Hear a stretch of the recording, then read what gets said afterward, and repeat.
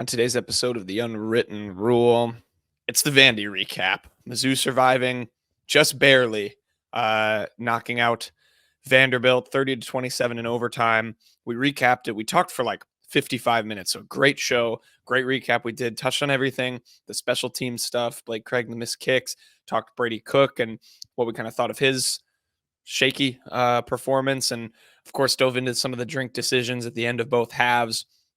Touched on all that, talked about Nate Noel, obviously some of the good parts of this game as well. We hit on, talked about his performance was great on Saturday, of course, talked about the defense, what we like about them with where they're at through the first few weeks of the season. So we touched on everything. Definitely tune in for all of that. Recap the Vandy game, talked about what we're hoping for in the bye, hoping for Mizzou to become, because they're going to have to become something if they want to keep this winning streak alive, as they barely did on Saturday. So great recap show for you guys. And then we did quick hits, Ken Sports Shorts, Tigers in the Wild, and headlines this week. Talked some Mizzou in the NFL, including Nick Bolton, because we actually were recording while he made that tackle in the fourth quarter. So love to talk some Nick Bolton on the pod. But yeah, great show, great recap for the Vandy game. And we'll dive right into it with Mizzou now on bye. The Unwritten Rule starts right now. Marcel, where are you going with that disc? You are not putting that on again. Marcel, okay, if you press that button, you are in very, very big trouble. Attention. Everybody stop what you're doing. It's time for The Unwritten Rule, a Mizzou sports podcast brought to you by the Believe Network, alongside Payton Haverman and Kenny Van Doren. Here is your host, Jack Knowlton.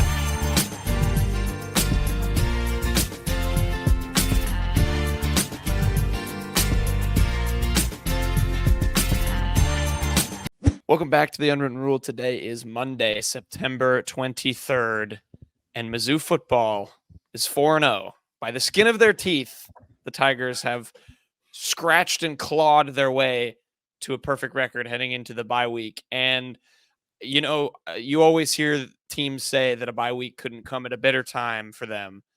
This feels maybe the most true I've ever seen it for a team with this Mizzou team.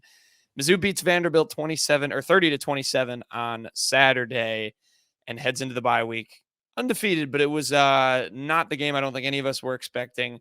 We were talking pre-show. Payton, congratulations. You won the score pick this week. Not a very prideful victory considering our predictions for that. Yeah, they were not very good. To rehash those, Payton said Vanderbilt was going to win Mizzou was going to win 34-10. And he was the closest. So that tells you all you need to know about what we and everyone else thought about this game going into it. We got a lot to digest from this game. But I mean, the overarching story, despite dropping to 12th or 11th in the AP poll, Mizzou is 4-0. Season hasn't derailed when it could have a couple times in these last two games against Vandy and Boston College. But the overall thing, I guess we can talk about as we go into the bye week to start. Mizzou is 4-0, and their destiny is still in their hands, as they say. Yeah, that's really kind of what you kind of just have to pick up out of this. I know everybody is, rightfully a bit perplexed by what this team has been so far this year. There's plenty to get mad at. This honestly wasn't it was a game that was frustrating me a lot. But by the end of it, I really was just I put my hands in the air and I was like, this is a D- game from pretty much everybody involved. I just hope they can come away with a win.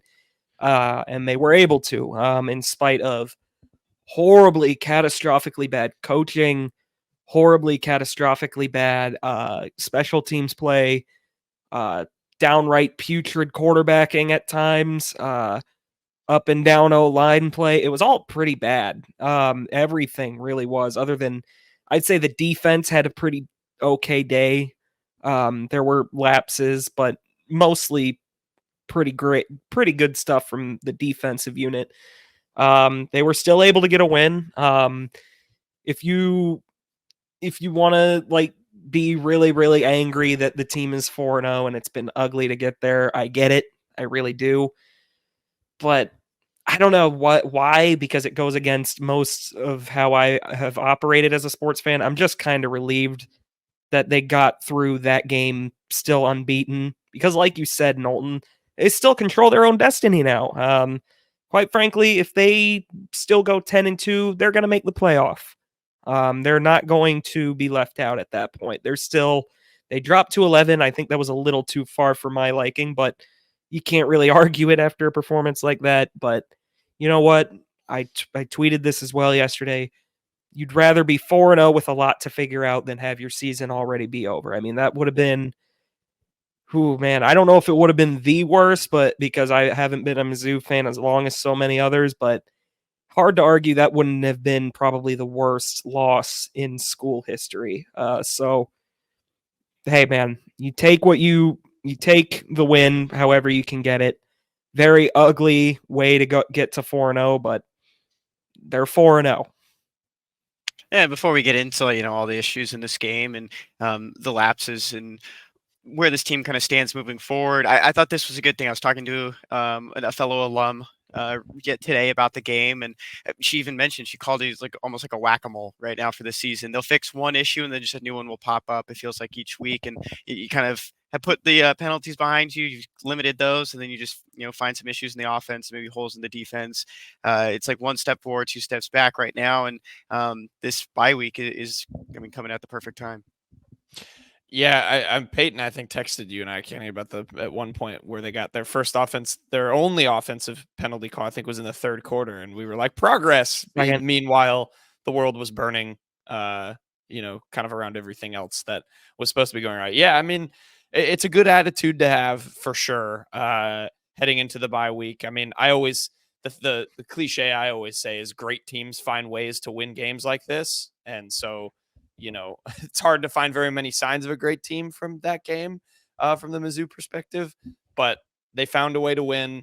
The season hasn't derailed. There's still everything to play for. And now the challenge, of course, in addition to fixing some of these issues for Drinkwitz, is getting these guys rallied to say, you won. The season is not done. You may have looked really bad doing it, but you won. You figured it out. You figured out a way, and then you kind of go from there. We should talk. We got to dive into some of the stuff we saw here, though, because if these things pop up in future games, it is going to be a bumpy ride for the rest of the season when Mizzou starts playing better teams. I'm going to start with the coaching. Payton mentioned it. The obviously two kind of big things with Drinkwitz came at the end of both halves. I guess there was, they threw 3 pass plays, and then Brady Cook gets sacked on a 4th and 3. Gives Vandy the ball on Mizzou's 47. They kick a field goal to go up 13-10 at half. After the game, Drinkwitz commented on that. He said, totally my fault. That was a very haphazard decision left by me. And the team bailed me out. I've got to be much better. Should have never done that. And then, of course, there was the end of the game where Mizzou doesn't go for it on 4th and 1 from Vandy's 47. They instead punt it back with 1:14 left. Obviously, you end up getting the win in overtime. But we have seen this from Eli Drinkwitz before. The thing I brought up to people I was with watching the game is how he butchered K-State last year too. And like he said in his comment, had to get bailed out of that.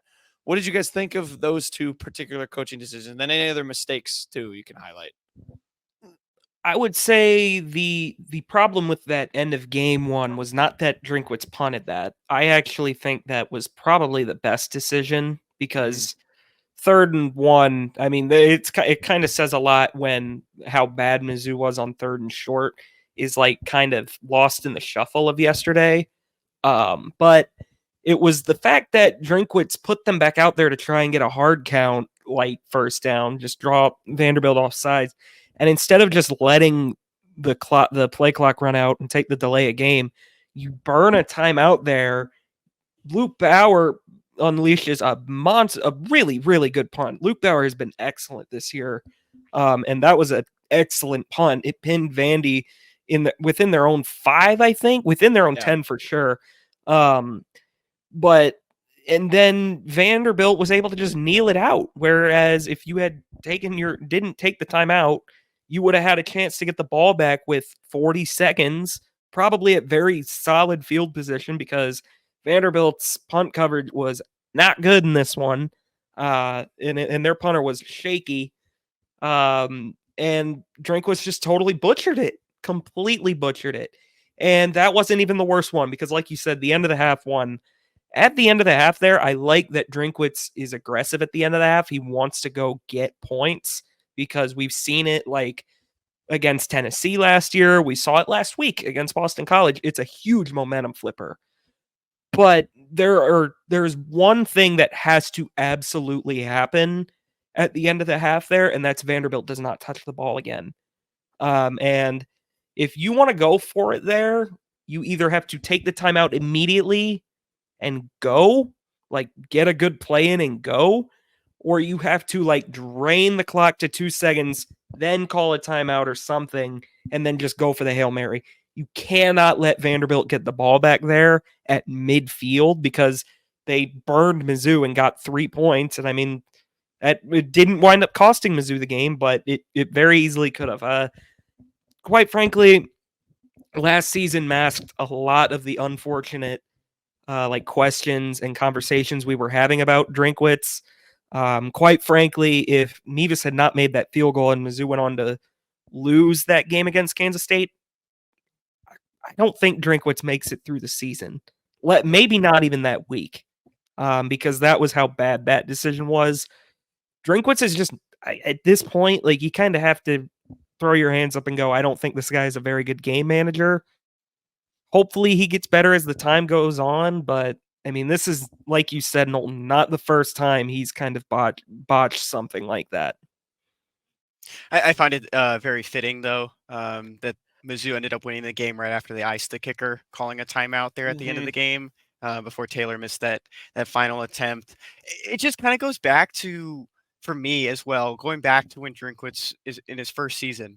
We were at that Alabama game, Payton, and one of the things we admired about him early on is that he was playing until the final whistle. He was coaching until the final whistle, and that was one thing that just always stood out to me at the beginning, is that in that Alabama game, they played one of the tightest games against Alabama that entire season, but he was playing until the final whistle. They scored a touchdown with no time left on the clock. That was one of his biggest things, is he's kind of playing through the end, because I mean, going into that, I mean, who was expecting Mizzou to really compete, and they competed to the best of their abilities. But it's just, since then, it feels like he's not really learning from those mistakes. He's handed off the offensive playing call duties, and that gives him more opportunities to focus on coaching, focus on game management, and he just hasn't really taken that step forward from just these mental lapses. You see it on the field from these players, but you're also seeing it within the coaching staff, and it's just something that he has to kind of train himself kind of moving forward, and they have to, in practice, instill some of these situations where, I mean, he's also practicing it and not just the team practicing those motions.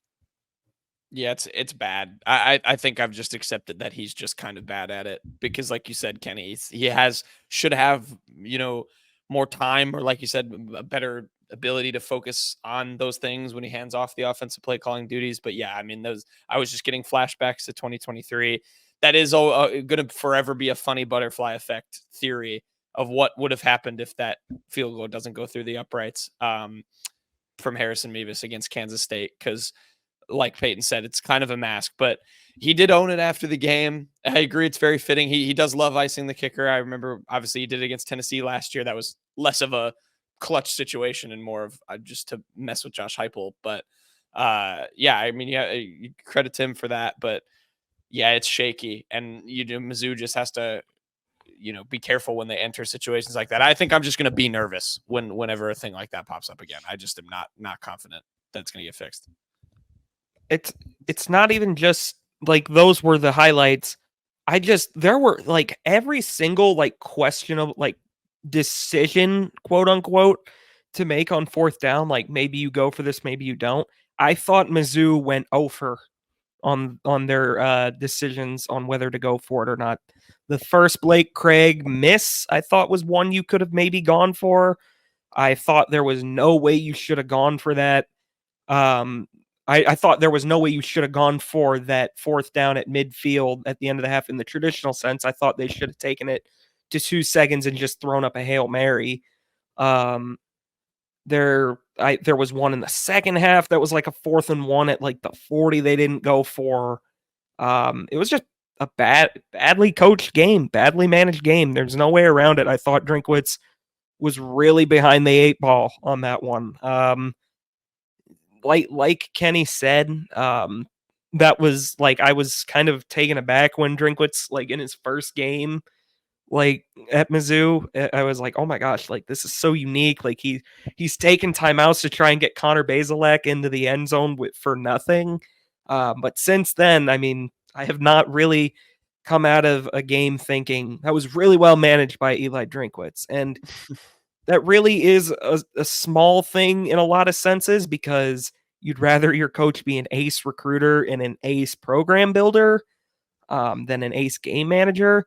But you cannot be that bad game managing. Yeah. If you manage a game like that against Texas A&M, against Alabama, against Oklahoma, on the road at South Carolina, you're going to lose those football games. Yeah, absolutely. It's something that has come up before. You know, it'll hopefully be limited going forward, but we'll just have to see. We've mentioned him now a couple times. Blake Craig, we got to talk about him. It was Payton. I know you said you lost all of your confidence. Kenny, I know you're the special teams guy, so I'll ask you that. I mean, is this just a war? Like, he's a young kid. He missed first of all, he missed 3 field goals. His stats on the night. Missed 3 field goals from 24, 40, and 46. He did make the game winner from 37. He made another long one too. I think from it was 54 in the third quarter.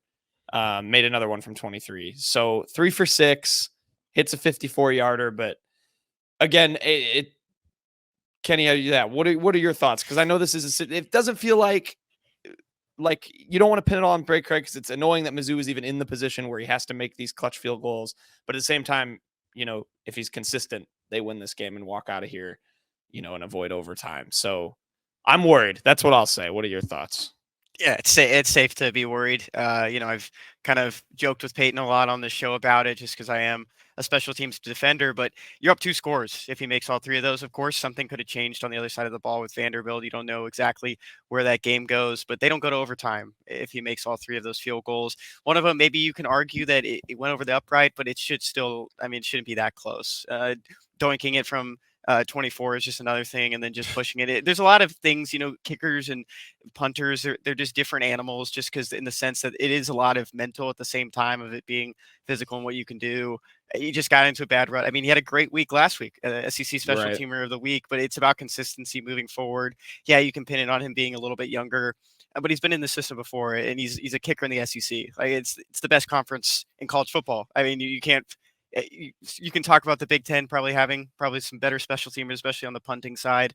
But you're an SEC kicker. Like, moving forward, this is just something you have to put behind you from the mental side of it. But it's also something you have to learn from that in those positions. I mean, you pretty much didn't allow your team to win in the first in regulation. So definitely something to improve on, with something else to put behind you. And he's a very talented kicker. We've seen it in multiple facets this season and last season, in just small amounts, but it just shouldn't be happening.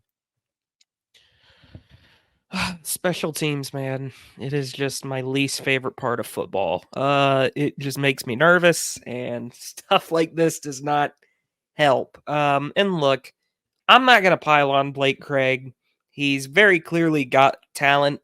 He's a young kicker who is just kind of going through young kicker things right now. The problem is, this is a season where Mizzou really, really cannot afford like that type of margin of error going against them. They can afford it against Vanderbilt. They won't be able to afford it later on. I remember us talking before the season, like, there's going to probably be games that come down to Blake Craig's leg. And he's got to be ready for the moment. He was not ready against Vanderbilt. Luckily, they were able to overcome it. But if you get, I would wager to say, first of all, Mizzou should not be attempting 6 field goals in a game. They need to start cutting that number by 66% at least. Second of all, if he misses 3 kicks in another game this season, besides UMass, Missouri will not win that football game. There's just no way around it. That's 3 empty possessions before you even factor in punts and turnovers. It just really can't happen. And I'm not going to pile on Blake Craig. I thought I really like seeing the replay over and over. I thought that one definitely went in. Yeah, that was very weird. Confused. That was weird. I guess it's borderline, but I definitely thought that one went in. But like Kenny said, just try and put it through the uprights next time. Like, don't be tucking it in. He's a young kicker with a big leg. He's just got to be more consistent. That's just the bottom line. I think it's Mizzou kickers just hate mid and short distance field goals. Because like Mevis was great, but Mevis had his moments from short range too. Notably Auburn. Notably in Auburn. But like Blake, yeah, he made a 54-yarder. He made some long ones last week. So yeah, it's just again something you have to monitor. And then I guess I should have broadened the question out too. But both of your thoughts on, there are other special teams issues in this one, mainly Marvin Burks. What was y'all's reaction to the Marvin Burks incident? That was a pretty bad one. It wasn't. I wouldn't even just say mainly Marvin Burks. The whole special teams returned units besides Luther Burden, I thought probably had his best punt return game since his freshman year against Abilene Christian. The special teams units are just not well coached. There is no way around it. I don't know how Marvin Burks ever lets a ball get by him like that.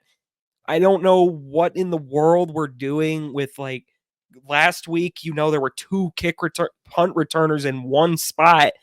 It blows my mind what goes on the special teams sometimes. I tweeted this before, and I'm going to say it again for as long as he's here. Blake Craig's units have been below average to bad every year. You mean Eric Link? Yeah, sorry. Not Blake Craig. Eric Link's units have been below average to bad every single year he has been at Mizzou. They have not been good.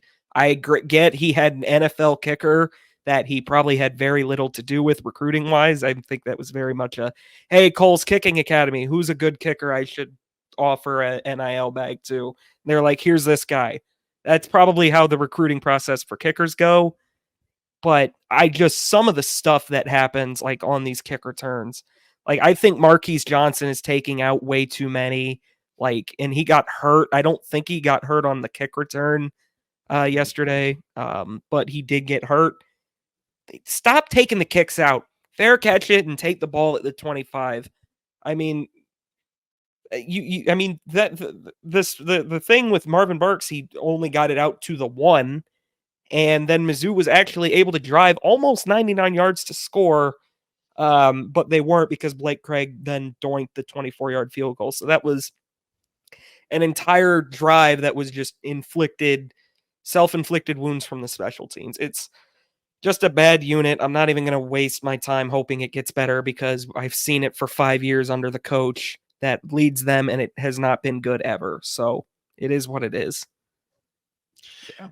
Special teams put them in that position to go into overtime, but you could make the point that special teams is the reason that Mizzou won this game because Vanderbilt missed a field goal at the end. That's all I'm going to say. Maybe Vanderbilt special teams did more for Mizzou yesterday than Mizzou special did. Yeah, that's fair to say. I will point out 2 things, just positive light on that. Marquise Johnson did have a 40-yard return on one kickoff, but Luther Burden also had another nice kickoff. I think he got around 16+ yards, but it was negated by an illegal block at the back that Jack brought up earlier in the show. Yeah, that was so. Again, explosive plays being limited by penalties. It's always you hate to see it. Yeah, I think you're right, Payton. I have no faith in link ball. I just hope that it doesn't come up to bite Mizzou. But I mean, I feel like that's the thing you always get warned about is like a team losing because of special teams, no matter how talented they are. It's part of the unit for a reason. So we'll keep an eye. Hopefully Blake Craig can get his psyche back right, especially before having to go kick in Kyle Field, which, welcome to the SEC, bud. He'll have to get ready to learn those road environments. Brady Cook, that was the other main point I wanted to bring up. Has been I guess, he was a divisive, maybe that's not the right word, figure after the game. Payton mentioned this right before we started recording. You look at his stats. He was 23 of 37, 226 yards, 2 touchdowns, had a beautiful throw at the end of the game to Luther Burden in overtime. You look at those surface level and doesn't look that bad, but the tape tells a little bit of a different story. Do you guys want my deep deeper numbers on Brady Cook now, or do you want to just give your thoughts on Yeah, his I'll hear them performance? before I start. All right, Brady Cook, I looked into this because I just thought he was flat out rotten throwing the ball deep down the field. This season on deep passes, which are 20 yards or more, he's 3 of 14, 108 yards, 1 touchdown. Against Vandy, he was 1 for 4, and he had the 1 touchdown to Luther Burden. I will say for Vandy specifically, Burden did drop a pass in the second quarter. There was the deep one when they were driving, and then before they gave the ball back to Vandy at the end. So can excuse that one. Medium passes of 10 of 19 yards, between 10 and 19 yards. He's 15 of 28, 240 yards, no touchdowns, 1 interception. Against Vandy, he was 5 of 11 on throws of that distance. Yeah, it's bad. I'm gonna even like it. It feels like pre last season when Drinkwitz was like, everyone needs to shut up. That's our starting quarterback. Like it feels. I'm almost back there with Brady Cook. It's bad. It's really bad. I don't know. Maybe that's an overreaction, but there's some numbers. There's my thoughts. What do you guys make of Mr. Cook? I was really hoping after kind of that stretch he had against Boston College that he'd really kind of just come out against a rather bad passing defense in Vanderbilt and just kind of let loose, but it was another step backwards, and now I think it is fair to be pretty concerned about where he's at, like not just physically but mentally at this point. He did, like you said, he finally got like one of those kind of just one of those like go get the ball please shots to fall in overtime to Luther. I think he really needed that. And then a drive later, he threw like into double coverage. That was never. It was a bad. I thought it was his worst game, quite frankly, from start to finish. Just bad reads left and right. Just trying to fit the ball into guys that are just not even close to open. There were a couple throws to Theo Weiss where I was genuinely like wondering if Brady Cook had gone blind because he was so blanketed. And I mean, on top of that, he was just not accurate yesterday. I mean, he was hitting guys way out front. They had to lunge to the left or right. He had hitting guy. I mean, he constantly. I know Mookie Cooper is short. He never hits Mookie Cooper in the numbers. He was just not hitting guys in stride. It was just, and that was one thing. Like when you're not hitting deep balls, you better be able to hit the shots you're taking in the red zone. And he wasn't doing that either. It was just a bad day for Brady Cook. And again, if I had to place money on it, I still think he'll wind up being okay. Just because we've seen it, it's in there for him. He's just got to get it back out.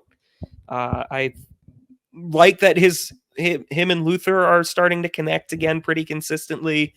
That deep shot in overtime was a big one for them. I loved the bootleg that they found Luther on. I know it was about as easy a throw can get, but those two just got to keep hooking up. I mean, the passing offense is just not where it needs to be. Brady Cook has 3 touchdowns this year. They're all to Luther Burden. He has got to at least find a way to be a little better in the red zone so Mizzou's not kicking so many goddamn field goals. Yeah, Brady Cook was not good yesterday. Thankfully, he's not turning the ball over. He's not even really putting it close to harm's way right now, but the entire passing offense is just kind of icky right now. Brett Norfleet has just been a total non-factor this season. I don't know if he has a catch for longer than 10 yards. Like it is just, there are just guys that are kind of going invisible right now. And I think nobody on this team needs a bye week more than Brady Cook. And I wouldn't say like the accuracy issues are just in this game either. I think we've seen them all year. It was just very heightened in this game. And it almost feels like back in 2022, he was throwing the ball better and he had a torn labrum. I just don't know what's happening right now that just some of these passes, he's just overthrowing, underthrowing, just like Payton mentioned with the reads, just haven't been the best early on. And I don't know if there's any rust to this season. I don't think there should be anything, but it feels like he's just not settled into the Brady Cook we saw last year. And I would say point out too on the run game as well. For Brady Cook, we saw a lot of like designed runs in this game, and I don't know if they were sometimes the best calls in certain situations, especially on third down. But he was a guy that would pick up first downs multiple times with his legs throughout the games. And I know in college it does factor in sacks and what you lose in the backfield. But 11 attempts for 7 yards, and his longest run was for 13. I mean, this guy used to break out some pretty long runs last season, and even in his first year as a starter back in 2022. And I just think that's something that he's kind of missing right now, especially in this game against Vanderbilt. Yeah, I think. Oh, sorry, Payton, you got another point? Oh, I was just gonna say, I mean, the design QB draws with Brady Cook in theory are good ideas. Brady Cook doesn't execute them well. He didn't execute them well last year either, especially in the red zone. Kirby Moore, I think Kirby Moore is excellent. Again, I really think we should just count our blessings for as long as Kirby Moore is here. He's got to toss those red zone QB draws in the garbage. I mean, there was that 3rd and 1 before the Blake Craig missed 24-yarder where I was like, okay, you got Jordan Harris and Brett Norfleet on the wing. Box is loaded. Marcus Carroll's in the backfield. This is an easy call. Turn and give it to your power back. Have him barrel ahead for a yard. Go pick it up. But then, like, you have Marcus Carroll option out of the backfield. So you just have Brady Cook running into a loaded box. And he dances too much on those QB draws. They don't work. I think Brady Cook's running game strength is really just more on scrambles, kind of getting out on the bootleg or something like that, where he can take off if the run's not there. I don't think the design QB draws work for Brady Cook. But I mean, I will say also, like 2022, that was Brady Cook's best feature. Were his legs, absolutely. He was not that great a runner last year. I believe he only averaged like 2 yards a carry. So it is something I agree, Kenny. He needs to kind of at least find the scrambles again, because it'll just help him probably clear his mind, not have to sit back there and think so much about just throwing the ball. But yeah, just everything about Brady Cook right now is kind of messy. And I think he needs a good reset over the bye week. Kirby Moore has just kind of, I think, talked to him, find out what's working, what's going through his head. Yeah, I think you both made good points. I was going to say there was one scramble he had where he did exactly that. Like when he gets out and there's nothing there on the pass, he can kind of take off and do something fun. But I agree. I don't like the design QB draws. Those aren't for me. I would try and cut those out, especially if you need to simplify things for a guy who's kind of going through some stuff. And then the other time, I think you guys both made good points. The red zone, has got to improve with him passing. They were so lethal in that area, and that ties into the other point that I'm just adding to. Yeah, it's so frustrating when we've seen last year how explosive this offense is when it's unleashed. Not even with like deep throws. I felt like all the time last year you'd get into a red zone situation, or they're getting close to scoring, and I felt like they had so many options, and it almost feels like this year, those guys like just aren't there when they all are. They brought back one of the best receiving cores in the country. You have a tight end who can do some fun stuff. And I'll get into the running backs in a minute because they deserve all the credit. But that's really the only thing I feel like has been working for them to get scores in the red zone, which, like you guys both said, just can't sustain itself long term. You can't be relying on those field goals no matter who your kicker is. So yeah, that's Brady Cook. Any final thoughts and takes on Brady Cook? I think you guys are ready. Just needs a bye week. I'm curious to see how he can kind of come out of this, because he's going to need to be a leader. They're going to go on the road, to an A&M environment that's going to be rocking.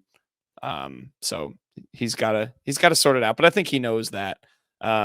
I think I had a quote from him too.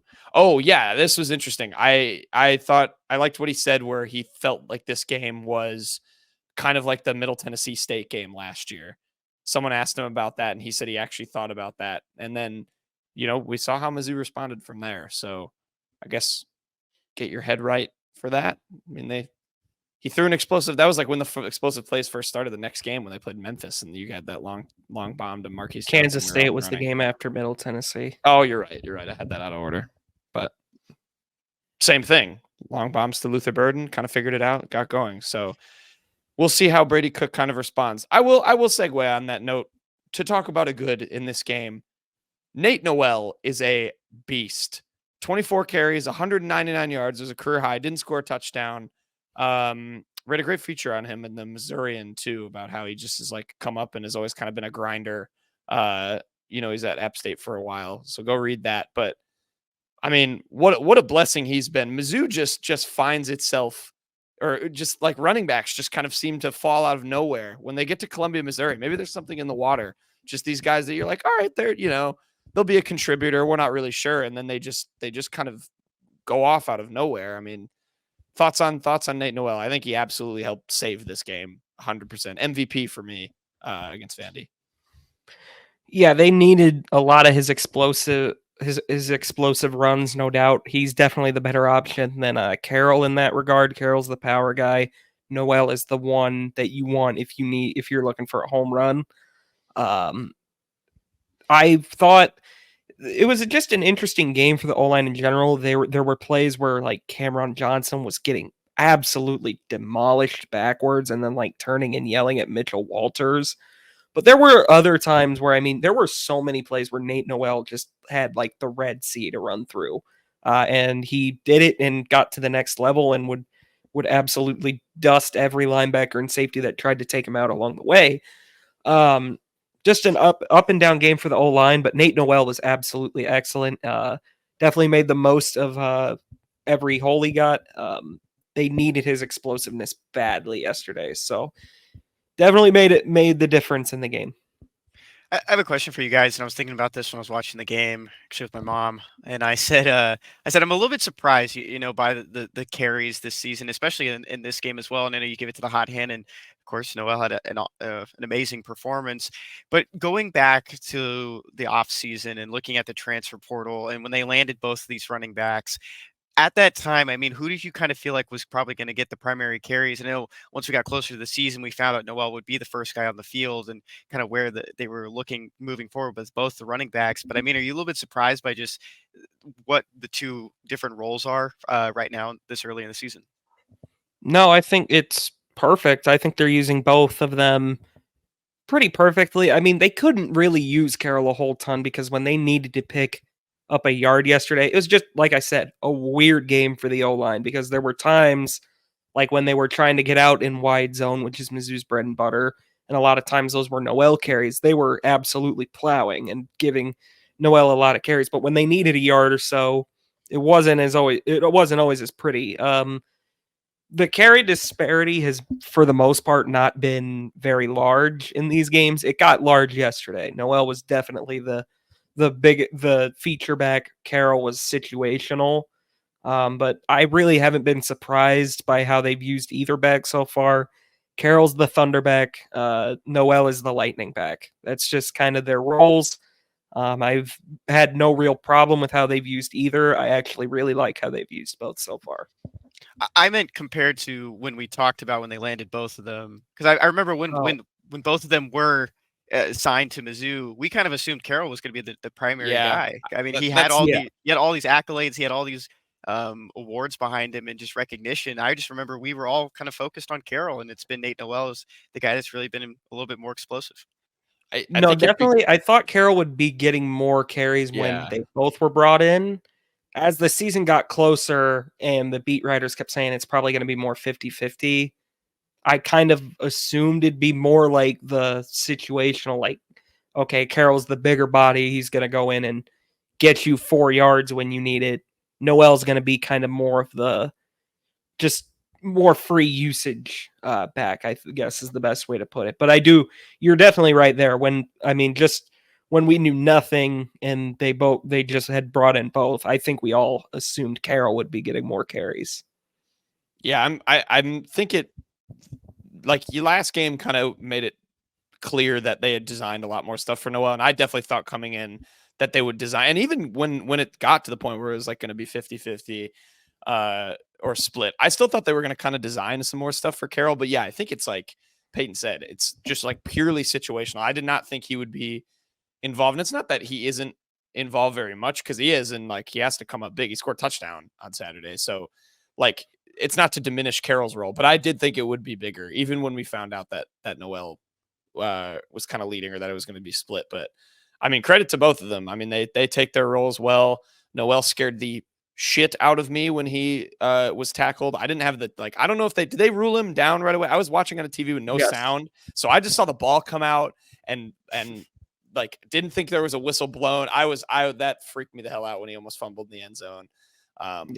But thankfully I didn't seem, I guess it wasn't as scary as Auburn. He obviously wasn't trying to reach it out, but that was giving me some flashbacks. So don't do that again, Nate. Please just, I don't know, get in the end zone. Don't drop the ball. But yeah, he's amazing. They're both great. I don't know. That's like, what did you think? Hey, have you thought the same? Like you thought it would be a lot more Carroll? Well, yeah, I was just that's where my question was. It was literally just comparing to what we were thinking back in like April or March.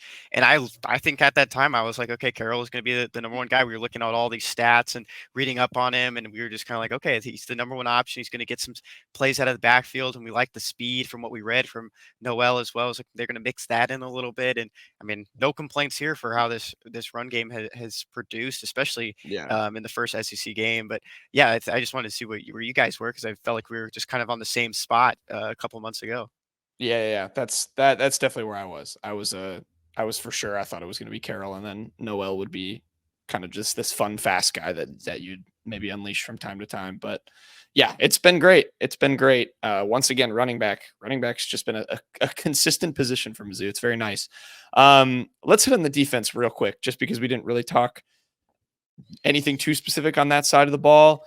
Marvin Burks, for his mess up on special teams, did lead the way with 12 tackles. What did you guys just think of the defense as a whole? I know, in the secondary, obviously the big negative play was of Toriano Pride getting burned for Vanderbilt's first touchdown on a 65-yard throw. But again, I mean, there was some good, some not so good. I think Corey Batoon, for the most part, I'm starting to really love him as a D coordinator overall, though. Like I'm liking what I'm seeing package wise and stuff. But what'd you guys think of Saturday specifically? How just the defense looked? Hit on whatever you want. Get the DB's eyes out of the damn backfield. They should. I don't give a fuck if they never look at a running back ever again. I am tired of them caring about what's going on in the backfield.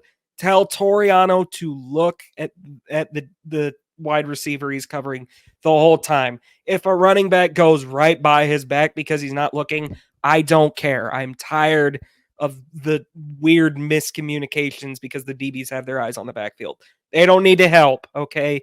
Have your edge rushers just get out and play contain like they did for the most part yesterday.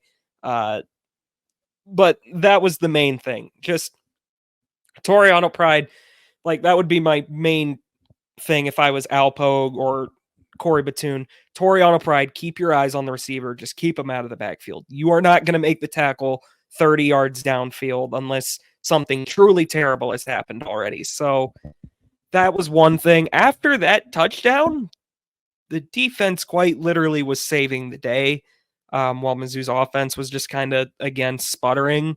The defense had to go long stretches of this game where they were kind of the top dogs.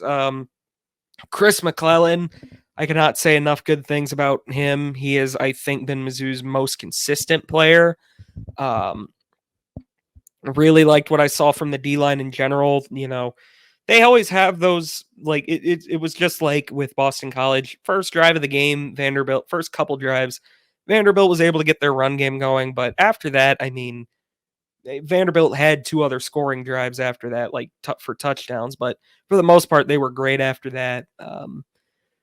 I really, really think that the edge rushers have done a pretty good job. I know Kenny was making a good point about the pass rush. I'll let him kind of take the reins on that. They were much better than they were against Boston College. Maybe that's by design.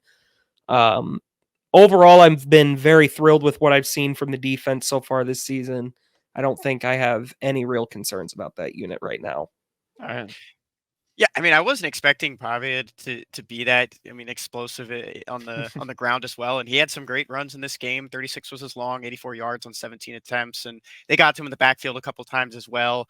But at the same time, coming into this game, that was my thing. I was like, I want to see probably a big game from Zion Young, maybe from Eddie Kelly, Who's going to jump off that edge and get to the backfield. And some of these grades, the top guys, the top three guys, according to PFF, just overall defensive grades are Eddie Kelly, Chris McClellan, and Christian Williams, all on the defensive line. And I don't know about you guys, but the tandem of Chris McClellan and Christian Williams, just from watching them play, like if you watch them really closely, they're just two like bouncy defensive tackles. They're just everywhere on the field. On one of those plays where Chris McClellan batted down a ball with his entire body from Diego Pavia, and they just jumped on the ball. And even though it wasn't, a fumble, it was just an incomplete pass. I mean, they're just all around the field. They're big defensive tackles that can move really well. And I think just overall, Chris McClellan is fitting in just as a team, as a player and just as a teammate with a lot of these guys. And it's just working out really well.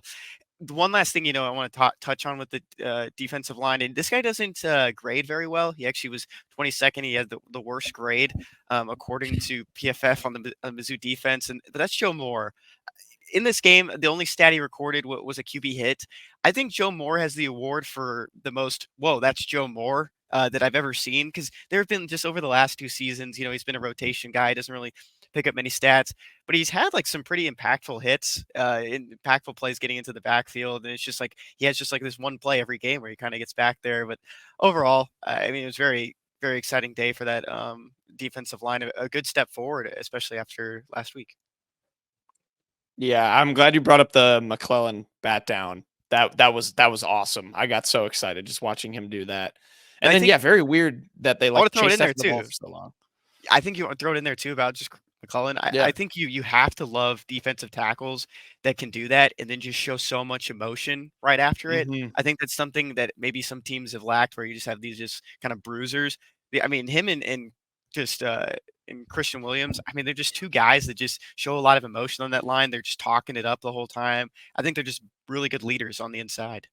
Yeah, they're very fiery. And it's like, for when the offense has looked kind of lethargic, this has been the same case all season. Like, even against like Buffalo and Murray State, they're getting a sack, and it's against guys they know they're way better than, but they are getting like fired up. Like they clearly take a lot of pride. I don't know if that's a them thing, a Batoon thing. I'm sure it's a combo of both, but like, yeah, they take a lot of like pride in what they're doing, and like they're just some dogs. Like it's really refreshing to see that on the defensive line.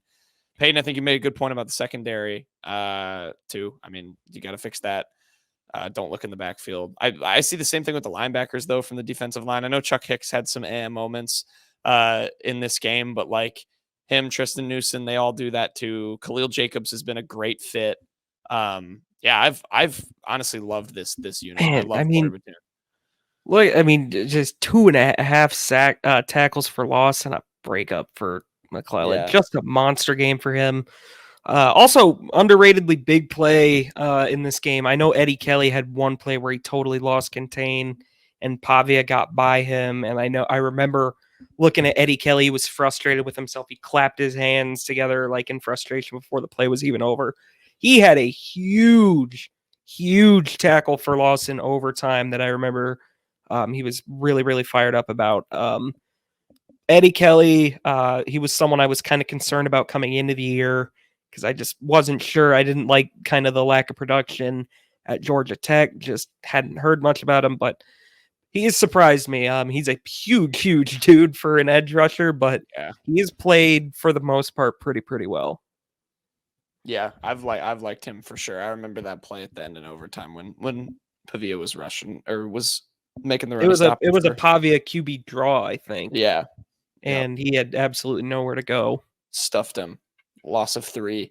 Yeah, it's been awesome. I've just loved the whole like energy, and I know they have the death row thing and all that stuff. Obviously, like you need your corner play to keep improving, but the defense has been, I think, a lot better than we thought it was going to be at. Batoon being a good assistant has just helped with that. I think he's a great D coordinator. I'm excited for what this defense is going to be this season for sure.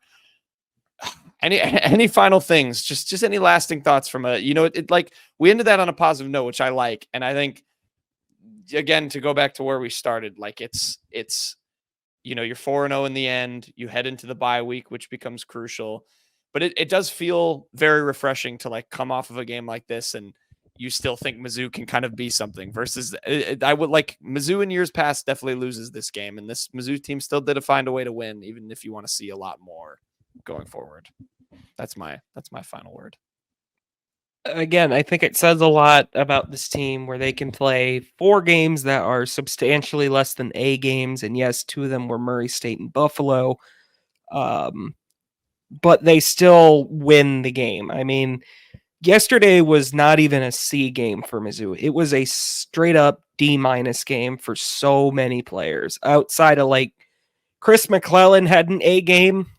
I don't know if I'd say anyone else on the team had an A game. Nate Noel. I'd give Nate Noel an A. Nate Noel probably had an A game, yeah. Yeah, other than that, I don't even think I could give it to anyone on the old line. Luke Bauer. I guess Bauer. Brett But LeBlanc. again, you'd really shut the hell up. You really don't want to be giving your punter an A game. But to have your team play like that and still be able to gut out a win. This not like I know this Vanderbilt team lost to Georgia State the week before. They also beat a pretty hyped up Virginia Tech team. Like that's a Vanderbilt team that on the wrong day can absolutely upset someone. Thankfully, it was not Mizzou. I can't even say, not even just for this season, but maybe program-wise, that would have been a colossal failure if Mizzou had lost that game, and they didn't.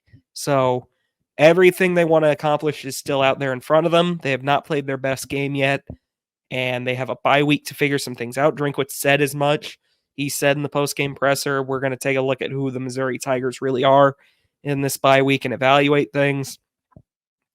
I don't think there could have been a more perfectly timed bye week. Mizzou needs one, but again, 4-0 with things to figure out. That's where you'd rather be than 3-1 with your season in the rear view. Yeah. Well said. You gotta hope it's a wake-up call if you're the Missouri Tigers, and hope this isn't actually what the team looks like moving forward. Shout out Diego Pavia though, 178 yards through the air, 2 touchdowns, 84 yards on the ground. I think he's kind of proving a lot of people wrong that he is a group of 4 quarterback. Yeah, not proving us wrong. Not us though. But if he take the L, Trace McSorley wannabe. Yeah. Imagine if he had peed on the practice field on the new one At Mizzou. Yeah, maybe he would have come away with a win in his return. Frankly, I was when I was in a dark place during this game, I was like, you know what? I don't even think I'd fault him if Vanderbilt walked this off and he just went and did it in the middle of the field. I don't even think I could knock him for that. Be a top 10 win. Weird spin zone for Vandy. What are they ranked if they win this game? 4-0, 2 Power 5. You don't think they're ranked 4-0, 2 Power 5 wins? Well, the problem assume that they'd have been 3-1 with a loss to Georgia State. I meant to throw that in there. Assume they had won their last 2 games. What are they? Oh, they'd probably be 22. Is what I'd say. Really? I'm thinking. I think you're inside the so. top 20. I doubt it.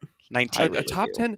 I'm trying to think think about Boston College. I guess Boston College. That's kind of where they were after they beat FSU, and FSU they'd be kind of that same level.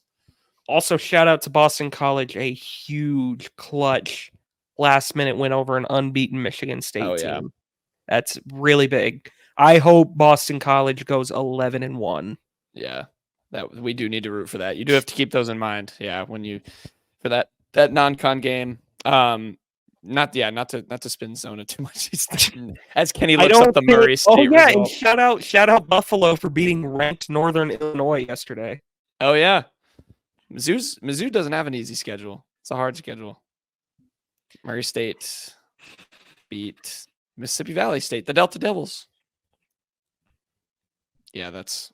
And he's thinking of a joke he can make out of that. That relates to Mizzou basketball a year ago or like 2 years ago. Oh yeah, Frank, Mississippi Valley State. Mississippi Valley State. The Delta Devils have won the SWAC. Don't do it if you're a media member. They have a win in the SWAC. I love their basketball broadcasters are very fun. I love when they come up every year. Oh boy. Yeah, that'll be bad. That'll be very bad for Murray State. But yeah, shout out Buffalo. Shout out Mizzou, 4-0. On to the bye week.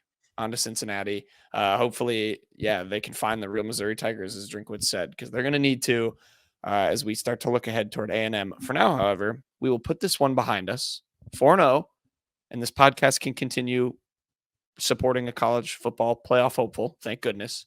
And for now, we will continue this show with quick hits.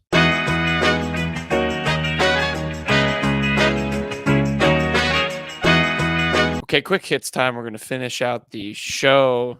And Kenny, for another time, has stepped up. No barstool quiz for us for Ken's Sports Shorts. He's got an actual quiz. Tell the people, Kenny, what are we doing? It's a Missouri Tigers football team trivia from Pro Profs Quizzes. I've never heard of this before, but I thought it looked kind of fun. I already read through some of the questions, and there's some that there might be some listeners that know a little bit more than us that are older, and they'll know the answers. There'll be some that will definitely know the answers to. I'm only going to do like probably the first 5 because there are 31 questions, and I don't want to bore everyone. It's late here on Sunday night, so we'll just go through the first 5, and I already set the hardest ones to the first part, so we'll just kind of run through those, and you guys let me know when you're ready. All right. Yeah, hit it. I'm ready to go. Okay. What position did senior Brad Hamrick play for the 2001 Missouri Tigers football team? Kicker, tackle, wide receiver, or punter? I'm thinking that's a kicker or a tackle. It ain't a receiver. I feel like Kicker. I feel like if if your name is Hammer and you're not a kicker, like you don't have a hammer leg, that's a disservice to your position. I think it might going be kicker. punter though. I'll go. Wait, we could all 3 individually guess and just see who's right.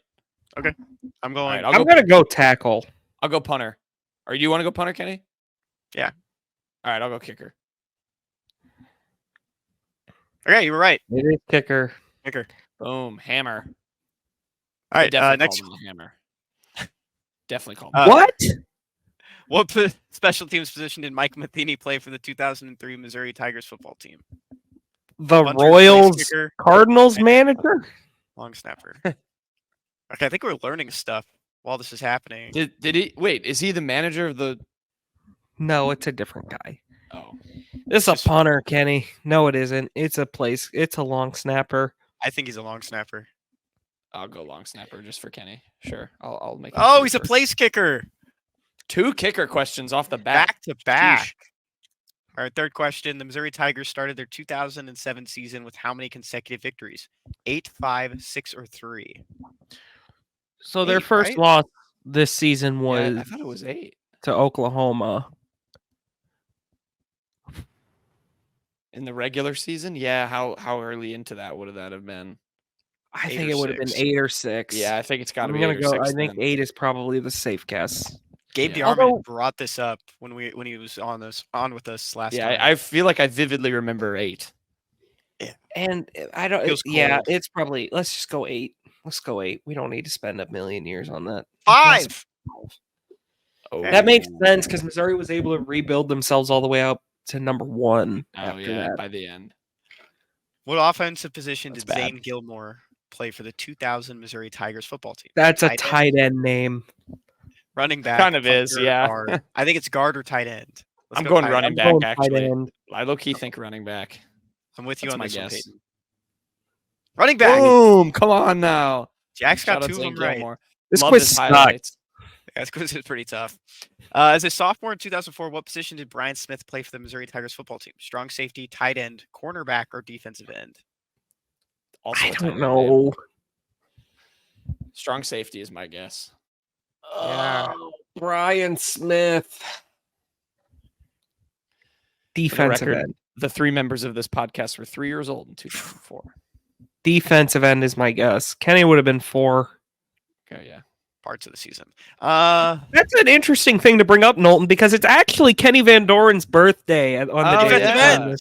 Yeah, keep Yeah, that one defensive right. end. It's 9/22, the day Hey, we're he got- recording this, and it's Kenny Van Doren's He got an birthday, answer right on his everybody. birthday. Happy Yeah, birthday, congrats. Happy birthday, Kenny. Do you want us to sing? Happy he's- birthday, I'm not singing. Kenny. I'm not As singing he for Kenny. looks up Mike. Oh my God. Matheny. Wow. When you grow up around Mizzou football, wait, I want to read it. It's easy to get swept up in the idea of wearing the black and gold. Missouri place kicker Mike Matheny knew he wanted to play football for the Tigers, but wasn't exactly sure how to get there. He's from Columbia. There you go. That's That's cool. great. Oh, Rockbridge. Go Bruins. That's cool. We'll come back to that quiz. That was Yeah, pretty that could. Kenny's gonna pull from this well for Yeah. a while. tough quiz. Good one, Kenny. Good one. Good one. All right, moving on. We have our Tigers in the Wild. And Kenny, it's very convenient the timing we're recording the show. What is your Tiger in the Wild, sir? My Tiger in the Wild is Nick Bolton, linebacker for the Kansas City Chiefs. Big stop here at the end of the game on Sunday Night Football. The Chiefs ended up beating the Falcons 22-17, moving to 3-0 to start the NFL season. If you're watching on YouTube, you can see this big stop. And I know a lot of our listeners are probably Chiefs fans. You got the opportunity to watch this live. Nick Bolton, I mean, I think he has to be pretty excited with where he is in his career. Maybe he's had some ups and downs. He's faced some injuries, but he's been pretty successful to start it. Yeah, like you said, kind of an up and down season for him. But I mean, it was him or nobody that was going to make that play on Bijan Robinson. And I mean, that's at what is that, the 12? Yeah, so very huge for him. He's a big time player. I mean, when the lights are the brightest, it feels like, the Super Bowl scoop and score that Mizzou took credit for with a practice video. But no, good for Nick Bolton. He's probably going to wind up getting a hefty contract from somebody. I love Nick Bolton so much. I like this. This makes me smile. They did a little feature on him about like how good he's been earlier in the game. Does make me sad he doesn't say Mizzou when he does the SNF intro, but that's okay. I can look past that. I got a text that just said I wouldn't read that I was from Mizzou after last week either. So you can take the I guess maybe that's a fair shake. Yeah, Nick Bolton's so good. So yeah, congrats, and there you go. Chiefs 3-0. Patrick Mahomes is gonna just kill the NFL again. Payton, I won't make fun of the Chiefs being really good because that probably is not the best for our audience, but yeah, they are. You guys are very lucky. You're very lucky. Just remember that. Yep. All right, my Tiger in the Wild is going to be the former Mizzou season's single season rushing leader, Tyler Beatty. Bidet. We got to discuss this. that is the question. But he was the Broncos' leading rusher today. I believe he finished with 9 carries for 70 yards. Got a lot of Broncos fans kind of buzzing on Twitter about whether he should be the starter. Philip Lindsay tweeted, "Is Tyler Beatty RB1 now?" So very interesting. He did. If you can go look at Philip Lindsay right now, he tweeted that, including a 43-yarder for him. So yeah, but maybe the weirdest thing that came out of this. So the commentator of the game, I forget who it was, but he said like Tyler Bidet with a big run or something like that. And everyone was like, that's not how it's pronounced. But then there was one, I believe, TV reporter for Denver media that said, no, he said it was Bidet. But then another TV reporter said, he told me last year it was Beatty, like straight up Beatty. So now he's playing mind games with his name. Is it Tyler Beatty or Tyler Bidet? He didn't feel like he would have told someone in his 4 years at Mizzou if it was really Bidet. So I think it's Tyler Beatty still, but who knows? Your name is your name, and you should be proud of it no matter what. But I don't know if I would admit that if that was the case, if my last name was a bidet. Yeah, bidet. Yes, something that would clean, something that I'm not going to say on this podcast. But props to Tyler Beatty. Maybe it's a troll. Maybe that's actually what it is. He just never told anyone. I mean, he was pretty outspoken. He was with the media a lot when he was with Mizzou. They had him talk like pretty often. So I just don't know how that wasn't brought up at least once. I hope that this continues to be a conversation because he'll keep playing really good, and then we'll get to the Super Bowl and Tyler B cleaning device. It'll be Tyler cleaning device. Sprayer. It's Beatty. I'm just saying Beatty. I'll probably roll with Beatty. But yeah, hey, Beatty. Very, very, very good to see Tyler Beatty doing some good stuff for the Denver Broncos. My Tiger in the Wild, going to the hoops world. It's the boys, the just 3 absolute legends of the Mizzou men's basketball program. Kobe Brown, we said this last week that he tweeted that he was coming to the Vandy game. He was joined by Sean East and Ben Sternberg. Very fun. They were all in attendance. Sean East, there was a really good shot of him, the main bird himself, I think when Mizzou scored a touchdown and they like showed, I think it was the Luther Burden catch. They had like a cross field angle and you could just see Sean East like kind of going crazy right on the sideline, which was awesome. Love that they're all back. I said I think these three should start a band and call it the Maine Birds I like no capping. He's the main bird. in honor of this segment. So love to see all them back in Mizzou. Oh God, I miss Kobe Brown, dude. Oh, he should have hit Big Mo. I don't know who did it, but it should have been Kobe Brown. I hope they at least gave him like a halftime, just like a hey, look, here's Kobe Brown, everybody cheer, one of those. But no, it's cool to see them all back. Cool to see Ben Sternberg and Sean East there with them. That they're still kicking around Mizzou too. I wonder if hopefully they ran into Dennis Gates at some point.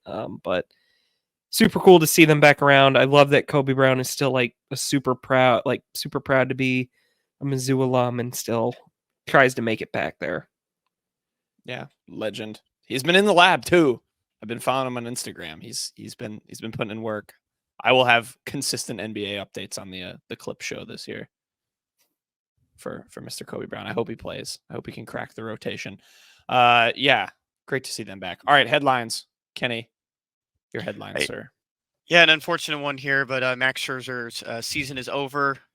He went to the injured list with a hamstring strain, ending his 2024 campaign. I guess maybe good news here that the Rangers aren't going to the postseason, so he won't miss out on contributing to that for the Rangers this season. But they are a very strong team going into next year, when healthy. They have a good rotation, so hopefully Mad Max can get healthy this offseason, go into spring training, and get his foot back in the door into that rotation.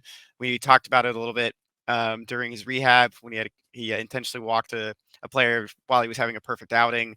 But just season's over now, kind of looking forward to 2025 for him.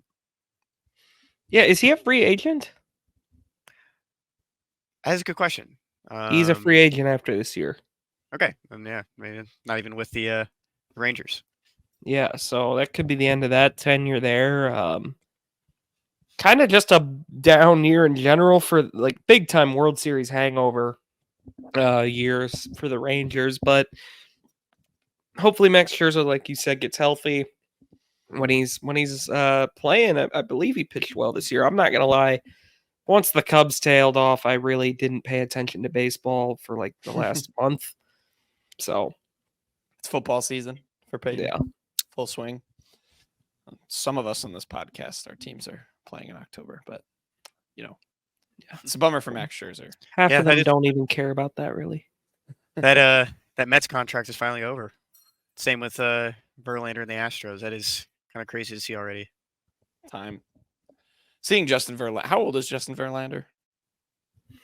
41, 42? Jeez. I know you can play for it like forever in baseball, but it's still, I've just feel 41. like I've known when he retires, I'll feel old. I just feel like I remember him.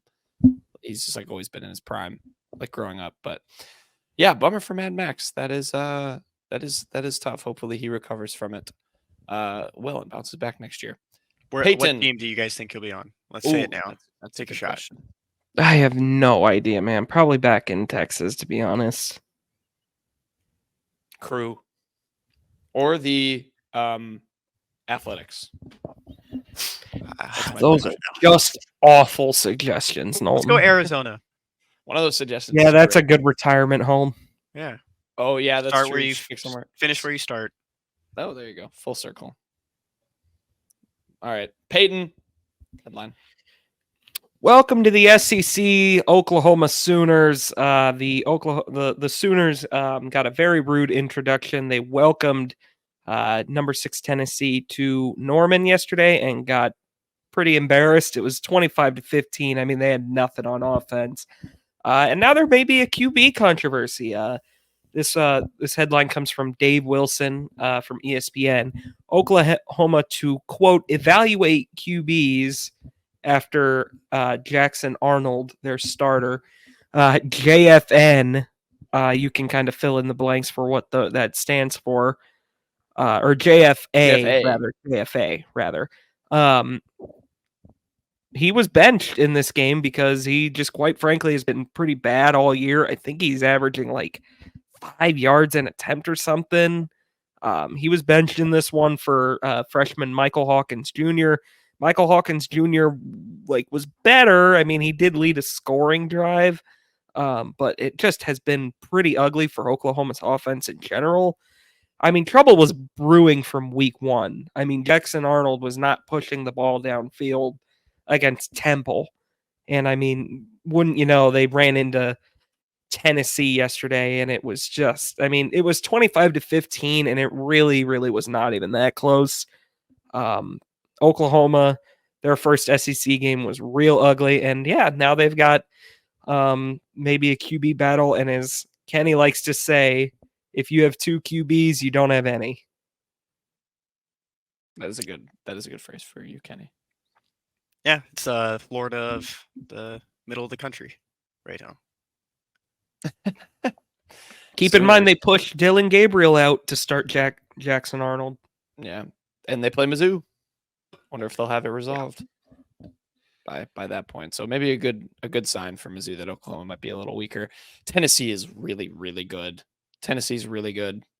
I'm very excited to see when they get tested against some of these other I'm glad Mizzou doesn't play them. I'll just be honest. It'll be exciting to see Tennessee play actual SEC teams, not Oklahoma. Yeah, exactly. Oklahoma, their first 4 drives of the second quarter netted negative 28 yards and had 2 fumbles by Arnold. Yikes. So ugly.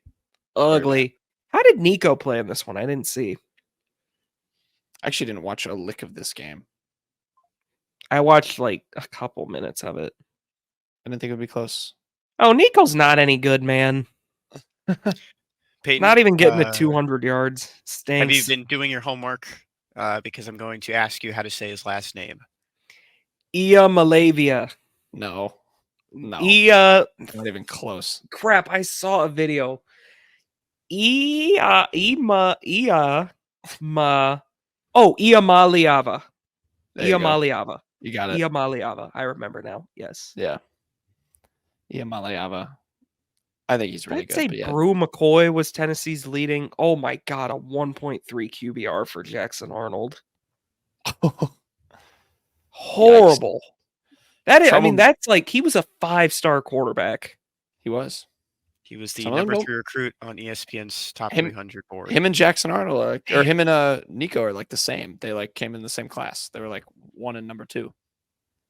So yeah, needless to say, I think there's a pretty substantial gap between those two right now. Yeah, tough look. All right, my headline. I'm going back to the NBA. This headline comes from Barstool, and I'm reading it in part because it's ridiculously long. It reads, the NBA season must be getting close because we now have our yearly tradition of being told this is the season that Ben Simmons will return with a vengeance. Yes, that's right, people. We're in the off season where people are tweeting Ben Simmons is in the lab videos. Might be more of a niche NBA thing to laugh at, but it's always very funny when you see those pop up on Twitter. And it's the biggest off-season interactions tweets because you just have people replying and saying we see this every year and calling Ben Simmons a bum. But we're at that point of the off-season for the NBA where Ben Simmons is posting workout videos. And will this be the year? What do you guys think? Why does Barstool capitalize every word in their headlines? Yeah. I also wanted to poke fun at this headline. I don't know. Hurts my head. It hurts my eyes. Yeah. That's the bigger issue. Do you guys think Ben Simmons will be back with a vengeance? No, not really.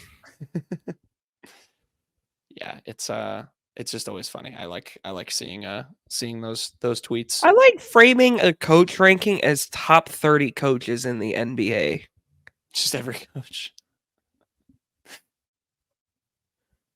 JJ Redick is the worst coach in the NBA, but the way they're framing it is just that he's 30th best. He's number 30. Exactly. All right, yeah. There's your basketball talk in September. It's football season, but just thought I'd pick. That's all I got. Do you have a joke, Mr. Payton? Yeah, I do. Is it about Kenny's birthday? No. Do you want to hear it? Yes. Did you guys hear about the unfortunate fire at the shoe factory? They lost a lot of souls. They sure did, Kenny. Happy birthday. Happy birthday to you. Get back in here, Kenny. Happy birthday. Kenny had a big lunch. Bruh. He had brownies and ice cream. Thank you, Peyton. And that's going to do it for today's episode of the Unwritten Rule. Thank you for listening to us for over an hour of your morning, evening, whenever you got to us today. We love all of our listeners. Lunch break. But thank you again. We'll see you next week.